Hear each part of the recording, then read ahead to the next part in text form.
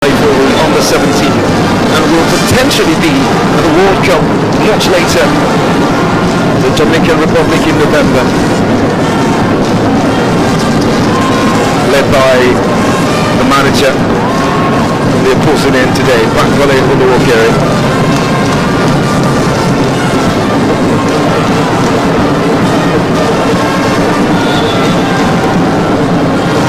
We'll see another substitution.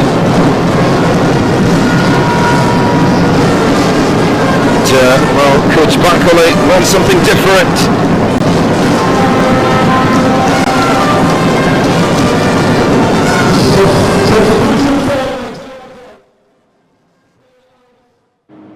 Hello and welcome to Sports Update on Trust TV. I am Emmanuel Fashimi. We've got you covered this evening with a whole lot of sporting stories in the world of sports, and we will start from the Miss Martial Arts before we look at Nigerian stories and then the Paris Olympic Games. It is the men's football event right there in France. But let's begin, like I said, from the Miss Martial Arts. That is Francis Ngannou, the Cameroonian who lost to Anthony Joshua in his first professional fight in boxing, is now set to return to MMA. That is a mixed martial art. We know that he was formerly a mixed martial art man, but this time around he left the sport for a while. He left the mixed martial art just to try out boxing. But now, after suffering that first round defeat in the hand of the Nigerian British boxer Anthony Joshua, he has seen the difference between both sports, and now he's coming back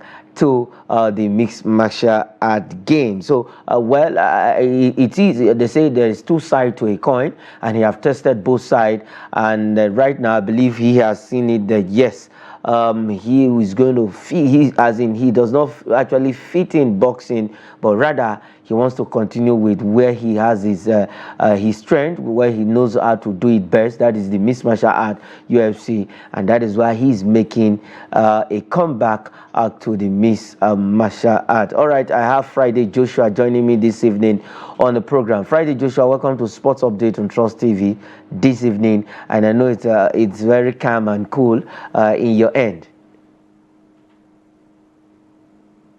Yes, good evening, Emmanuel Pashimi. Good evening, our listeners out there. I'm so glad to be able to show this evening once again.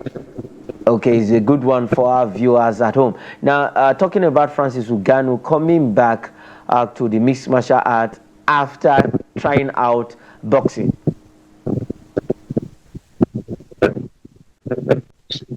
Well, for Francis Ngannou, after becoming a force to reckon in mixed martial arts, he dominated that scene for the time because the first missionary journey mixed martial art. Of course, having enjoyed such success, he wanted to try something, take up the challenge.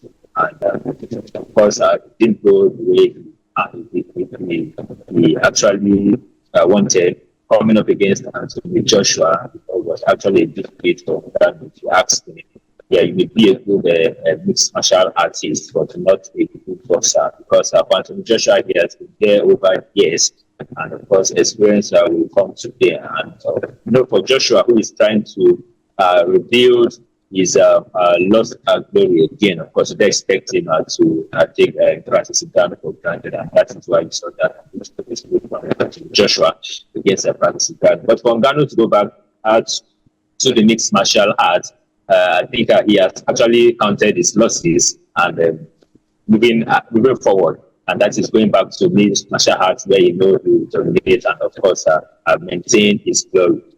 Okay, maintain his glory. We just wish him well coming back to the sports, because there are other mixed martial artists who have at least gained momentum for quite a number of years. He left the sports to go and try out boxing. All right, moving ahead this evening, like I told you, we're looking at the Paris 2024 Olympic Games tonight.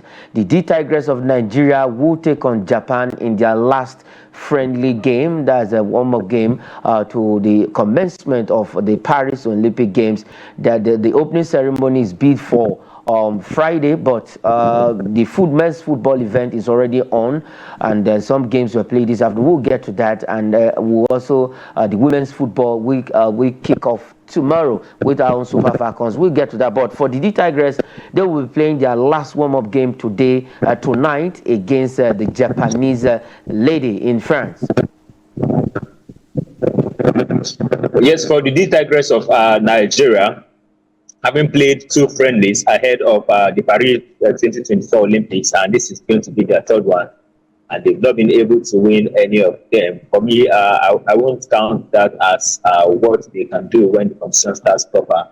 These games is supposed to prepare them for the games properly. These games, the friendlies they are actually playing, is supposed to expose their lapses, and I believe they've actually seen those lapses. And I want to believe Coach Rena Wakama and the girls are actually working on those lapses, crossing the T's as it stands and dotting the I's.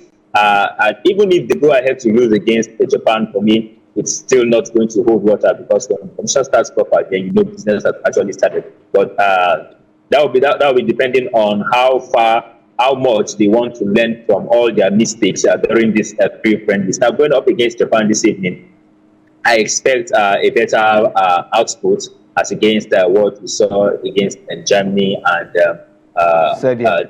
Some opponent, Serbia, yes, Serbia. Of course, and going up against Japan, we want to see some kind of changes, some kind of upgrade in the outcome of the result. Yes, we should see more points being scored. Even if they have to lose against Japan, then let it be that they push Japan to the wall, and let it be that they win. They actually gave Japan a good run for their money, even if they are going to lose. But so this African champion, talking about Rena Wakama and girls, for me, they can actually make a statement when the Olympics starts proper. Their group is not actually easy. You could see the lineup of opening they have in the group for the Paris 2024 Olympics. So we hope for better things when the Olympics starts proper, and I have absolute trust in the girls and coach that they are going to state when the competition starts proper. Okay, all right. They are actually in the same group with France, Australia, and Puerto Rico. The host country are in the group alongside the D Tigress of Nigeria. All right, moving ahead this evening quickly. We're still talking about Olympics. This time around, a good one from the NFF, where the NFF received confirmation from FIFA of Super Falcons participation just yesterday, right there in France.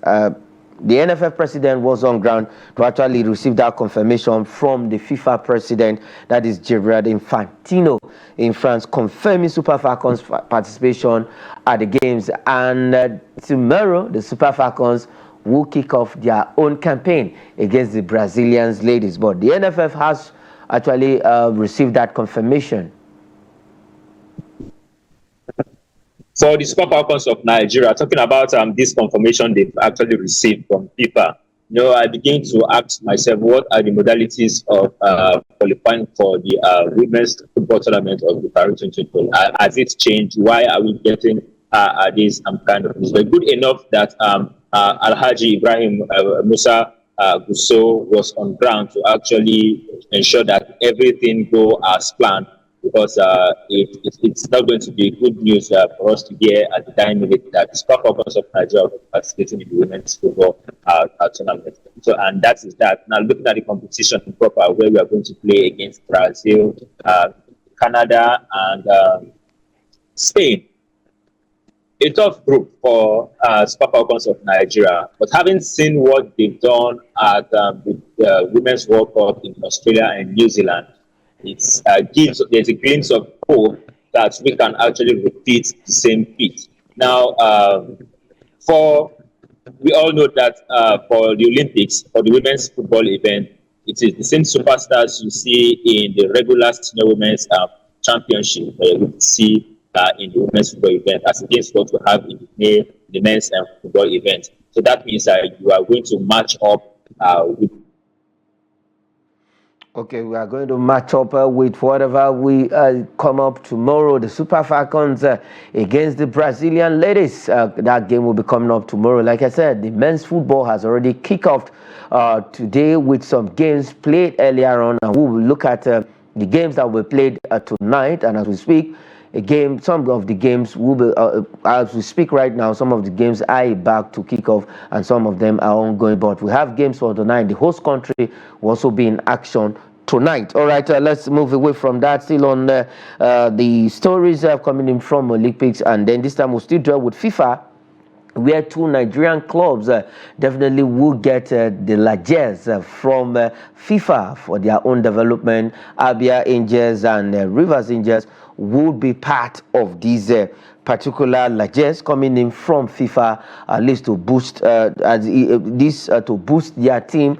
It's all about developing women's football in the country, and because they had about 2 representatives thereabout at the last FIFA Women's World Cup in New Zealand and Australia, their various clubs will be getting this support from FIFA, definitely, and it's a good thing that Abia Angels and Rivers Angels will be the two clubs in Nigeria that will benefit from this largesse coming in from FIFA. Is just to support women's football development in the country, in that state, and we'll just pray and hope that the money is utilized very well for this particular purpose, why it was being given by FIFA. So good one, a good commendation. But the problem is, how well are we going to utilize this money?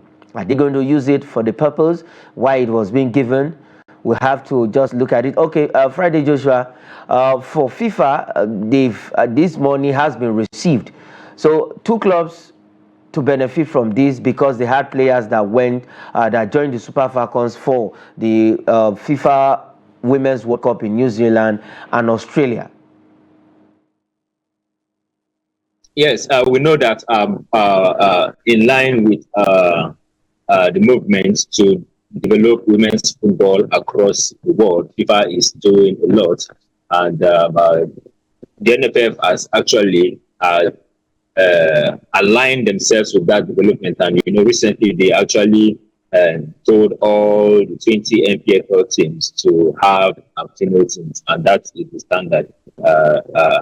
That is the standard going up from now. They are beginning to adopt. Those who do not have that, beginning to adopt. Even at the CAF level, you see anybody just adopt a team to make their women's team. And now, for Rivers Angels and Abia Rangers to get a chunk of this money as a financial boost, and owing to the fact that they had players who represented the club in the Super Falcons at the World Cup in Australia and New Zealand, it's actually a good one. What it means is that for as many players as you are able to produce from your clubs to make it to the squad of the Super Falcons, and they are able to do well in subsequent competition, that means monies like this can still come to Nigeria women's football team. Now, the problem is, how is this money going to be utilized? After getting such huge amounts from FIFA for having players participate with the Super Falcons, I hope at the end of the day, corruption will not eat deep into our selection system, whereby they begin to pick players based on influence. For instance, if the club chairman of the club is not doing really, really well, and they just can pick a player from that club to join the Super Falcons going for international tournaments. These are some of the problems we have in Nigerian football, and I hope.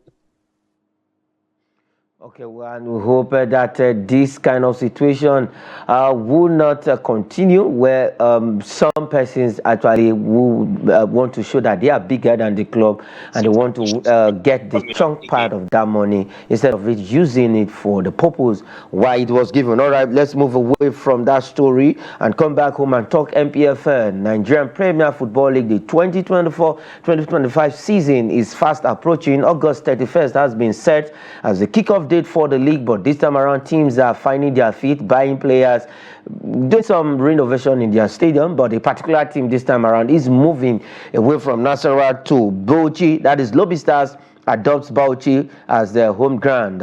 Now, as it stands right now, for Lobby Stars of Makurdi, Josh, they will be playing their home games in Bauchi as we speak, leaving Nasarawa United for Bauchi.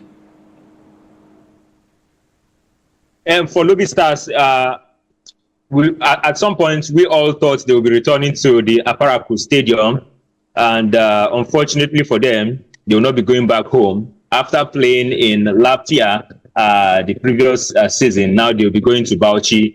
How is this club going to maintain their stand in the NPFL when you move from one venue to another? They were very impressive. If you asked me last season, they were at a point whereby they were the favorites to actually win the league. But, towards the second half of the league, they began to nosedive to the bottom of the league. And that actually slipped away from them, and they couldn't win the league. Now, this can actually pose a threat for them, when you are not stable as to where you want to play your home games. But I hope the Benue State Football Association and the Ministry of Sports, Benue State, will look we take this issue seriously, the issue of their stadium seriously, because for Lobby Stars of Makurdi, they are one-time champion of the NPFL, and I think it is good enough. They have a solid home ground for their players. Now, going over to Bauchi, and this is because they're able to get Bauchi because both teams from Bauchi at the moment are not really doing right at the moment. So that stadium is available for them. So what it means is that for Benue State Football Association, under the leadership of Chief Barrister Paul Ede, I think they should begin to look at stuff like this, facilities, build more facilities in place for Lobby Stars. Because at the end of the day, when you move your team from point A to point B to point C, season in, season out, your team is definitely going to be unstable, and that may not give them a fair chance to compete for the NPFL title. Okay, all right. They just have to get it right. Bauchi will be their home ground come next season. All right, leaving that story quickly, let's go straight to the region. This time around, we are talking about regional football matters with the women. That's the Wafubi CAF Champions League qualifiers from this region. Now, the draws have been made, and Edo Queens, the draw was conducted today. Earlier on, Edo Queens have been drawn in Group B. Quickly, we have the fixtures of Group B on the screen. We have Hasaka's ladies. We have the likes of AS Grade National, Edo Queens, and Omni Sports and Tinsa. These are all of the teams in Group B of the particular fixture. We also have fixtures for Group A. We have Group A and B, but for our own, that is Nigeria Women's Football League champions, they are in Group B. For Group A, we have FC Inter de Abidjan. That's the host team against a non-VFC. A non-VFC will later take. We have the likes of AS Koza, and then about three teams there: FC Abidjan, Anovi, and AS Koza. All of these are but one team. The two teams from the group, the two top teams, will slug it out for the sole ticket from the West African region. Yes, for Edo Queens, having surprisingly against all odds, and at the dying minute, emerged champion of the 2023-2024 NPFL season. Now, this is a new challenge for Edo Queens. They've gotten all the support they needed from the state government, and also from the First Lady of Edo State, Mrs. Obaseki. Now going up to continental engagement. Now in that group, I think the only team that will pose a threat to Edo Queens is Asaka's Ladies of Ghana. Okay, Omni Sports and AS Garde National. For me, Edo Queens should be able to match these two sides head to head. But Asaka's Ladies, who are an experienced side when it comes to CAF Women's Champions League, that is the only threat. Now, what it means is that the first two teams in Group B will have to advance to the next stage of the competition, and I want to believe Edo Queens will be able to hold their own and against AS Garde National, Omni Sport, and Tesel. But for Asaka's Ladies, if they are able to get at least a draw over two legs, you should be able to win your game at home and possibly get a draw away from home against attackers ladies. And I think for the rest two fixtures, Omnisport and AS Guardian, we should be able to get maximum points from either home or away fixtures that we're playing against this side. Okay, let's see how that goes. The two top teams will slug it out for the sole ticket to represent the region at the CAF Women's Champions League. All right, quickly, let's go straight to France. Like I said earlier on, the men's football started today, while the women's football event will kick off tomorrow. And we know Super Falcons will be engaging the Brazilians tomorrow. But quickly, let's look at the fixtures that will be coming up tonight. We have games that will be coming up tonight, and already some games going. Egypt will take on Egypt is taking on Dominican Republic, Guinea against New Zealand, Iraq, Ukraine, Japan, Paraguay, France, USA, and Mali will play Israel. Earlier on today, we saw what the Moroccans did. That is the under-23 teams of Morocco they dealt with Argentina 2-1 that game, and then Spain also doing what they know against Uzbekistan as that game was. Uzbekistan went ahead, and Spain had to level up things. But at the end of the day, we know what it is. All right, quickly, let's just take about two transfers on the show this evening before we go out of the studio. We have this one from the MPFL, where Enyimba midfielder has joined Austrian club. That is talking about Wolfsburg. We're talking about Chubuke Naiwu, who joined from Enyimba. And also the other one, quickly, in Europe, this time around, we are going straight to Saudi Arabia, where Saudi Arabian clubs show interest in Newcastle United defender Kieran Trippier. And I know everybody will want to see France tonight in the Olympic men's football event. All right, we also look at this one transfer quickly. Manchester United want to sign Bayern Munich right back Nasser Mazauri, and then that is in Germany. Okay, that is how far we can go on the show this evening. Like I said, France will be playing tonight in the Olympics men's football. For Morocco, they did a good job against the Argentine teams. All right, thanks Friday Joshua for joining up on the show this evening. It's a good one having you around.